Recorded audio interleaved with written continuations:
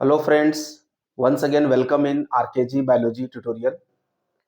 तो इस लेक्चर में हम लोग मेनली डिस्कस करने वाले हैं जी जीरो फेज के बारे में, क्विसेंट स्टेज के बारे में। See, this is the cell cycle and cell cycle में दो फेज होते हैं mainly, interphase that is the preparatory phase and actual division phase that is the M phase, mitotic phase. तो यहाँ पे हम लोग रिप्रेजेंट कर सकते हैं, this one is the G1 phase, this one is the S phase, this one is the G2 phase और इस तरह से ये है हमारा M phase। क्लियर? और M phase में भी कैरियोकाइनेसिस और cytokinesis. Karyokinesis means division of nucleus, that mean division of chromosome. और कैरियोकाइनेसिस को 4 सब फेजेस में डिवाइड करते हैं।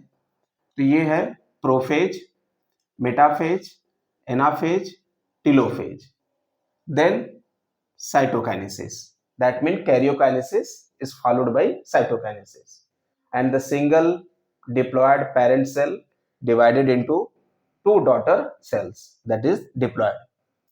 तो यहाँ पे हम लोग देखते हैं कि नॉर्मली तो G1 के बाद S फेज आता है और G2 फेज आ जाता है।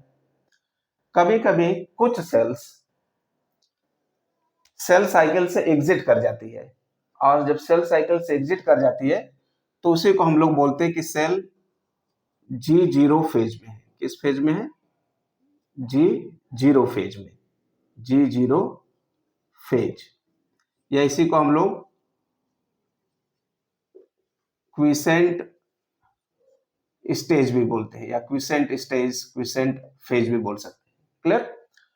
तो अगर सेल साइकिल से एग्जिट कर गया, डिवाइड नहीं कर रहा है, डिवीजन मोड में नहीं है, तो सेल G0 फेज में है, दैट मीन क्विसेंट स्टेज में।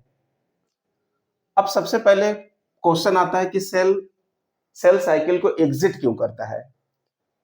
तो सेल साइकिल को एग्जिट इसलिए करता है क्योंकि सेल के पास अगर इनफ कंपोनेंट प्रेजेंट नहीं है to fulfil the requirement of S phase, G2 phase, M phase, ठीक है, तो सेल आगे सेल साइकिल में नहीं जाएगा, सेल साइकिल को एग्जिट कर जाएगा और वो आ जाएगा G0 फेज में। क्लियर? तो अगर if cell does not have enough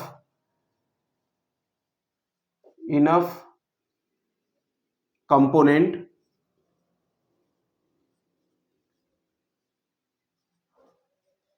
if cell does not have enough component to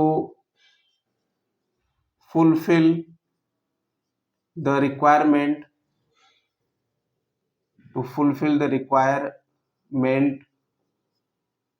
of S phase, G2 phase and M phase, तो सेल किस में चला जाएगा? G0 फेज में चला जाएगा। क्लियर? और दूसरा रीजन हो सकता है, अच्छा, तो अगर सेल G0 फेज में चला गया तो देखिए G0 फेज कहां पे आता है?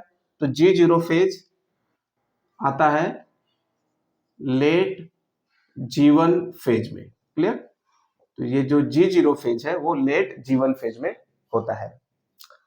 दूसरा रीजन है कि अगर सेल के अंदर माइटोजेंस नहीं है, इनफ नहीं है या अब्सेंट है, absence or less mitogenes means cell division promoting enhancing factor agent component। Clear? तो अगर सेल के अंदर माइटोजेन अब्सेंट है या लेस अमाउंट में है तो सेल साइकिल को एग्जिट करके G0 फेज में चला जाएगा। तो अब्सेंस ऑफ या लेस क्वांटिटी ऑफ माइटोजेन या इनफ कंपोनेंट नहीं है सेल के पास to fulfil the requirement of S, G2 और M फेज, तो सेल लेट G1 फेज में कहां पे चला जाएगा? G0 फेज में, क्विसेंट स्टेज में चला जाएगा। क्लियर? ओके। यहाँ पे लेट G1 फेज में एक पॉइंट होता है, इस पॉइंट को बोलते हैं हम लोग R point. R point, R point का मतलब होता है restriction point. Restriction point, that mean point of no return, इसको बोल सकते हैं हम लोग पॉइंट ऑफ नो रिटर्न। अगर सेल एक बार R पॉइंट को क्रॉस कर लिया तो नॉर्मल रेट से S फेज को, G2 फेज को, M फेज को पास कर जाएगा, मतलब सेल साइकिल को पूरा कर जाएगा, सेल डिवाइड कर जाएगा। क्लियर? अगर एक बार सेल R पॉइंट को क्रॉस कर लिया तो normally S phase, G2 phase, M phase को पास कर जाएगा, मतलब डिवाइड होके डॉटर सेल बना लेगा। तो R पॉइंट को क्रॉस करने के लिए सेल के पास क्या चाहिए? इनफ क्वांटिटी में माइटोजन चाहिए और वो सारे कंपोनेंट चाहिए जो S, G2 और M फेज के लिए रिक्वायर्ड है। क्लियर?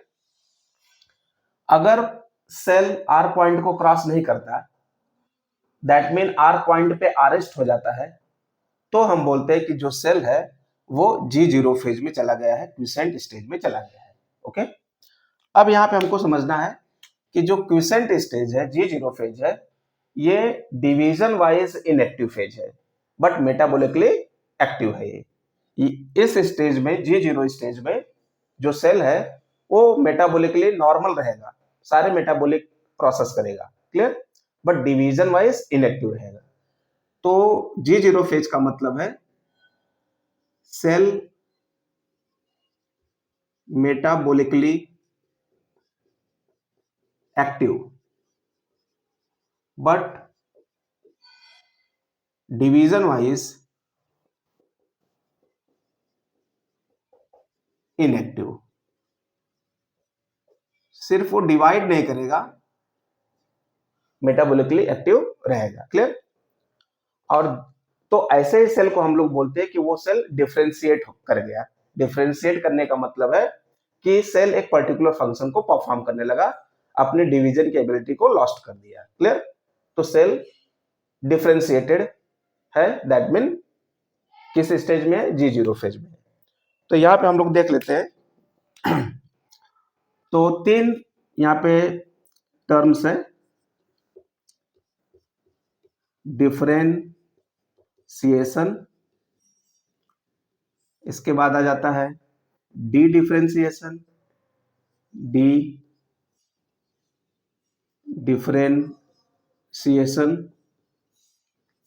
और इसके बाद आता है रीडिफरेंशिएशन,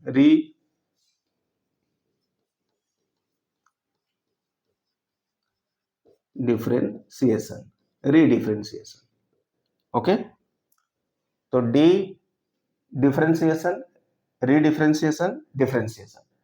तो अगर सेल डिफरेंशिएशन है, डिफरेंशिएटेड है, मतलब सेल का एक पर्टिकुलर फंक्शन है, सेल डिवीजन नहीं कर रहा है, ठीक है, डिवीजन वाइज इनएक्टिव है, मेटाबॉलिकली एक्टिव है, तो हम बोलेंगे कि वो डिफरेंशिएटेड सेल है, मतलब वो G0 फेज में है। किस फेज में है? अब ये G0 फेज में है।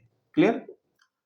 अगर सेल को जरूरत पड़ी फिर से डिवाइड होने के लिए, to replace the injured cell, to replace the dead cell को रिप्लेस करने के लिए, इंजर्ड सेल को रिप्लेस करने के लिए, अगर सेल को फिर से बोला गया, सेल को फिर से सिग्नल मिला डिवाइड होने के लिए, तो जो डिफरेंशिएटेड सेल है वो फिर से डिवाइड करेगा और उसको बोलेंगे हम लोग कि वो डिफरेंशिएशन है, डी डिफरेंशिएशन है। किस स्टेज में है? डी डिफरेंशिएशन स्टेज में, मतलब यहाँ पे डिवीजन फेज में है सेल। क्लियर? तो सेल को जरूरत पड़ा फिर से डिवाइड होने का, ऑर्गेनिज्म को जरूरत पड़ा फिर से डिवाइड होने का, उसके सेल को, to replace the injured cells, dead cell, तो सेल फिर से डिफरेंशिएटेड से डी डिफरेंशिएटेड स्टेज में आ जाएगा, मतलब डिवीजन फेज में आ जाएगा। और सेल को फिर से लगा कि अब डिवाइड नहीं करना है, ठीक है, फिर से इनएक्टिव फेज में चला जाएगा डिवीजन वाइज, तो इसको बोलेंगे हम लोग रीडिफरेंशिएशन। क्लियर? तो रीडिफरेंशिएशन का फिर से मतलब है G0 फेज में है, मतलब डिवीजन वाइज इनएक्टिव है। क्लियर? तो नॉर्मली सेल, जैसे कि मेरिस्टेमेटिक सेल है प्लांट में, मेरिस्टेमेटिक जो मेरिस्मेटिक टिश्यूज है, मेरिस्मेटिक सेल है, वो कंटिन्यूअसली डिवाइड होते रहता है, ठीक है। लेकिन कुछ मेरिस्मेटिक सेल डिफरेंशिएट हो जाती हैं, मतलब उनका एक पर्टिकुलर फंक्शन हो जाता है, तो वो डिवाइस डिवीजन नहीं करती है, मतलब वो डिफरेंशिएट हो जाती है, मतलब G0 फेज में आ जाती है। जब जरूरत पड़ता है रिप्लेस करने का इंजर्ड सेल्स को, डेड सेल को, तो फिर वो डिफरेंशिएटेड से डी डिफरेंशिएटेड स्टेज में आती है, मतलब फिर से वो डिवीजन वाइज एक्टिव हो जाती है, डिवाइड करती है, सेल साइकिल में इंटर कर जाती है। और फिर से जब सेल को जरूरत नहीं पड़ता है कि अब आगे डिवाइड नहीं करना है, तो सेल फिर से सेल साइकिल को एग्जिट कर जाता है, मतलब डिवीजन वाइज इनएक्टिव और मेटाबॉलिकली एक्टिव हो जाता है। तो उसको फिर से हम लोग बोलते हैं डी डिफरेंशिएशन से रीडिफरेंशिएशन। तो रीडिफरेंशिएशन में फिर से cell lost the ability of cell division, exit the cell cycle, metabolically active but division wise inactive. Clear? तो इस तरह से ये प्रोसेस होता रहता है, डिफरेंशिएशन, डी डिफरेंशिएशन और रीडिफरेंशिएशन। Clear? D differentiation, exit the cell cycle, metabolically active but division wise inactive.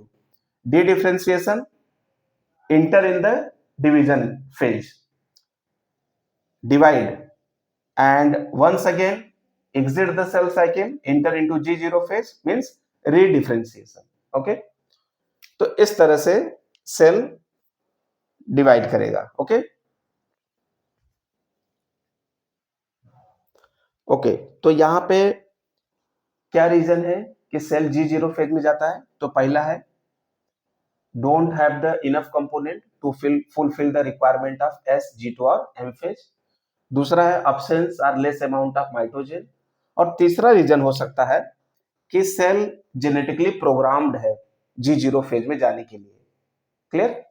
तो सेल जेनेटिकली प्रोग्राम्ड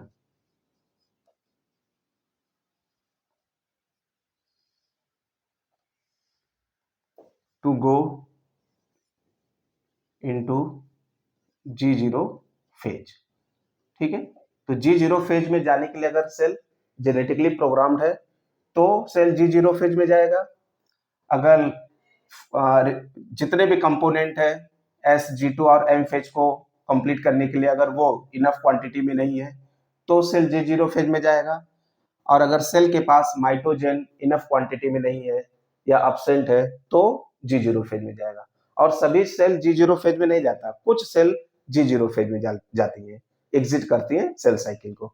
और यहाँ पे एग्जांपल है हमारा हार्ट सेल का। ठीक है, तो यहाँ पे एग्जांपल है हार्ट सेल। क्लियर? और जब सेल को जरूरत पड़ी कि फिर से उसको डिवाइड होना है तो G0 फेज से इंटर करेगा डिवीजन फेज में और नॉर्मली डिवाइड होगा। क्लियर?